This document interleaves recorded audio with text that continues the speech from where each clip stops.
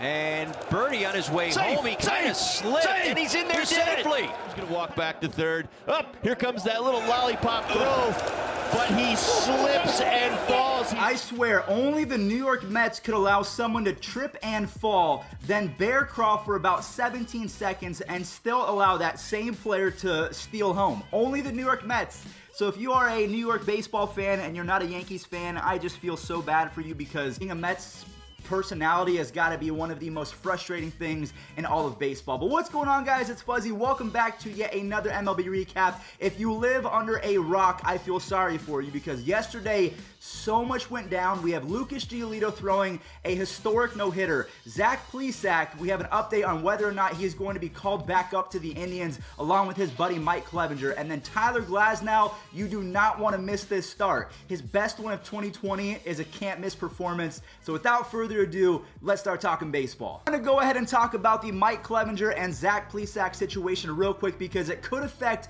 you guys as well, because Mike Clevenger is officially being recalled for his start today against the Twins. So if you're watching this on Thursday, he started yesterday on Wednesday. What does that mean? He is not going to get screwed in terms of service time. But in my opinion, if you're talking about an Indians fan, I think that they're only letting him start today to see if he shoves it, and then they'll trade him, because before he went down, after he broke the MLB protocols, he wasn't pitching like Mike Clevenger. So if he comes back, let's say he dices up 10-11 Minnesota Twins, doesn't allow any runs, a lot of people are going to be licking at their chops and saying, we want Clevenger, and they might trade him. So that's what I'm thinking is happening. And then on the other side of the coin, Zach Plesac, he is being held down, as the Indians said out loud that they do not need his services. Now, whether that's because Aaron Savali is showing up, or because Tristan McKenzie was so good in his first start, and then maybe Adam Pluko is now going to go to the bullpen, maybe they don't really need his help right now.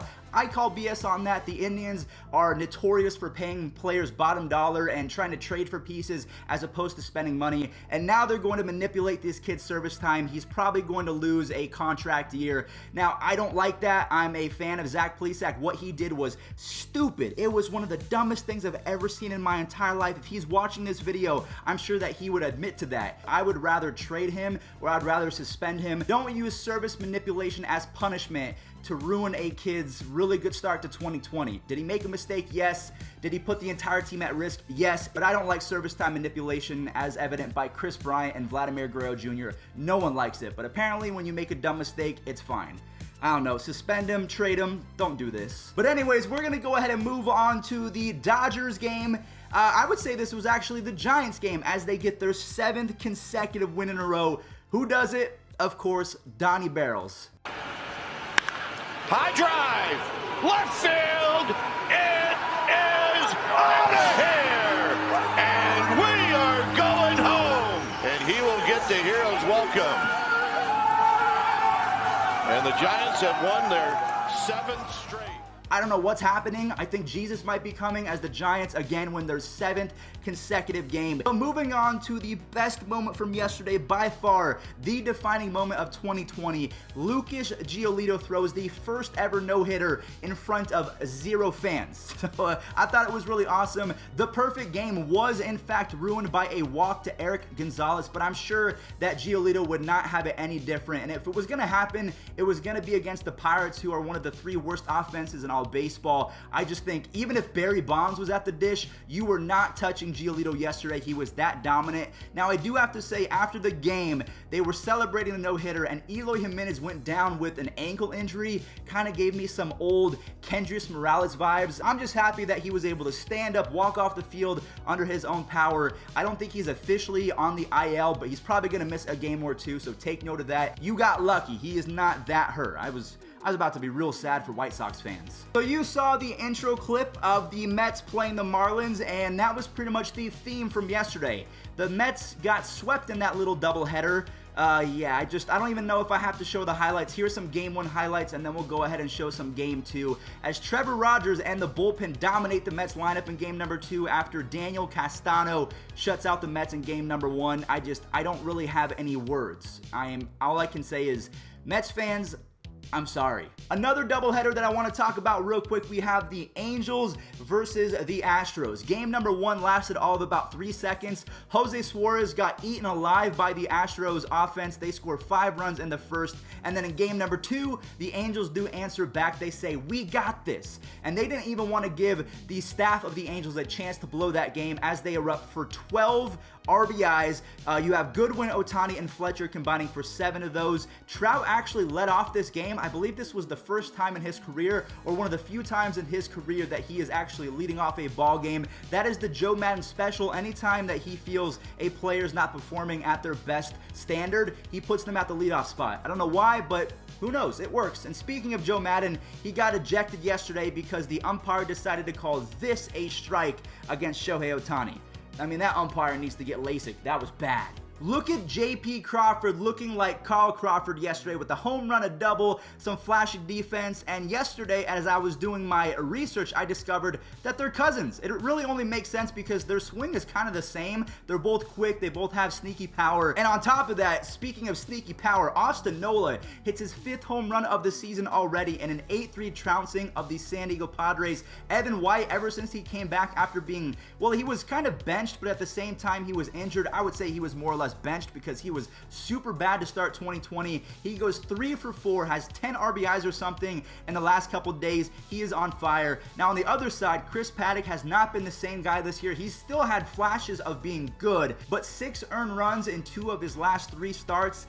It's a little shaky. The Royals had a different approach yesterday as the starting pitcher of that game was Matt Harvey. He only lasted 2 2/3 innings. He gave up 4 earned runs, and to be honest with you guys, the time is running out for Matt Harvey. He has been really bad to start both starts of 2020, but luckily Adam Wainwright of the Cardinals was also off his game as the Royals used 7 different pitchers, and the offense led by McBroom, they were able to secure the comeback. Rosenthal gets his 7th save, but remember this name, Josh Staumont. Please, Josh Staumont, put that in your brain because we're going to talk about why he's so important in just a second. Yesterday was Bieber Day, and if you live in the Fuzzy household, Bieber Day is a national holiday. Everything else is canceled. My eyes are glued to the screen for 2 hours or however long he's able to pitch. Now, he left the game after throwing 6 innings, gave up 2 earned runs, and 10 strikeouts. And then guess what happened? Francisco Lindor, we need to resign this guy. Pay him all that he requires.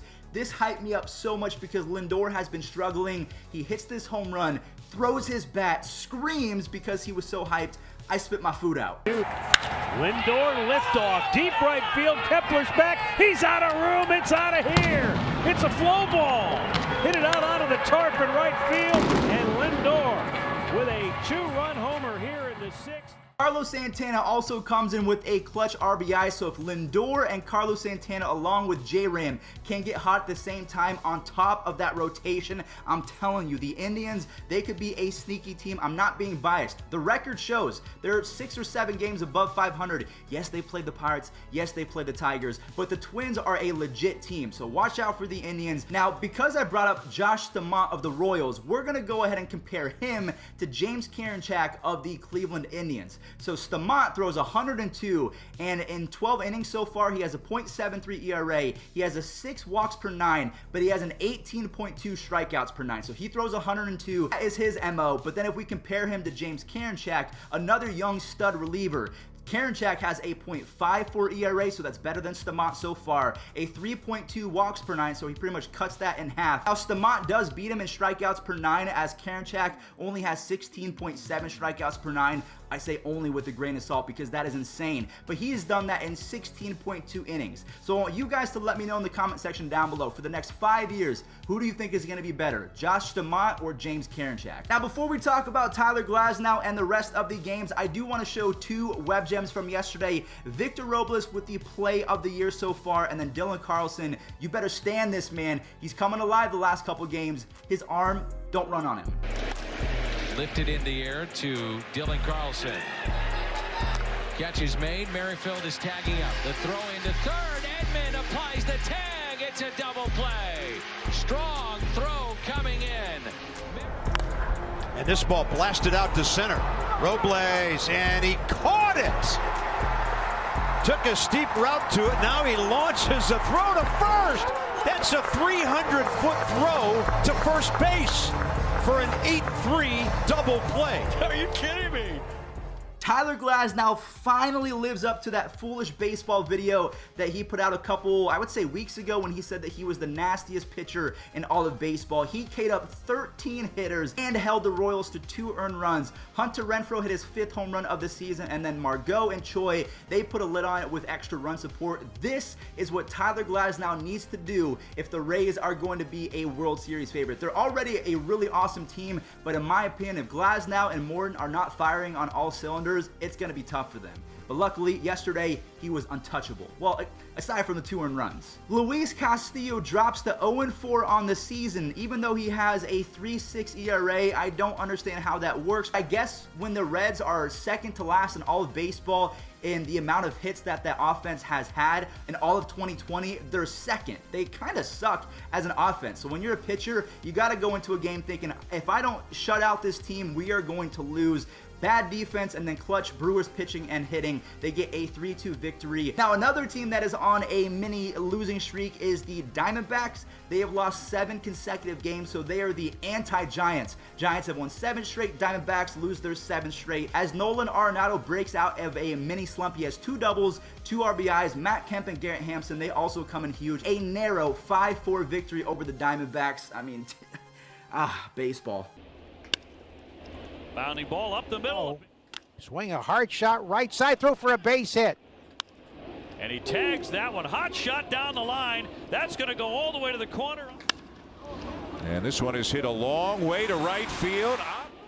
Swing and a miss, and that'll do it. The Red Sox barely survive an attack from the Jays as Alex Verdugo extends his hitting streak to 14 games. Mitch Moreland gets his 20th RBI, and then Rafael Devers, he is now hitting .350 in the last 7 games. So the Red Sox are still battling. I tip my cap. I have nothing but respect for bad teams that continue to play their hearts out. Moving on, we have the Rangers. If I would have told you at the beginning of the season that the Rangers would be dead last in OPS and second last in average, you'd probably think that I'm lying because they have guys like Joey Gallo and Danny Santana and Willie Calhoun, guys that were mashing last year, but they're not mashing this year. The A's get a very easy win, 10-3 over the Texas Rangers as Marcus Semien goes 3 for 4 with the bomb. Olsen delivers his 10th home run.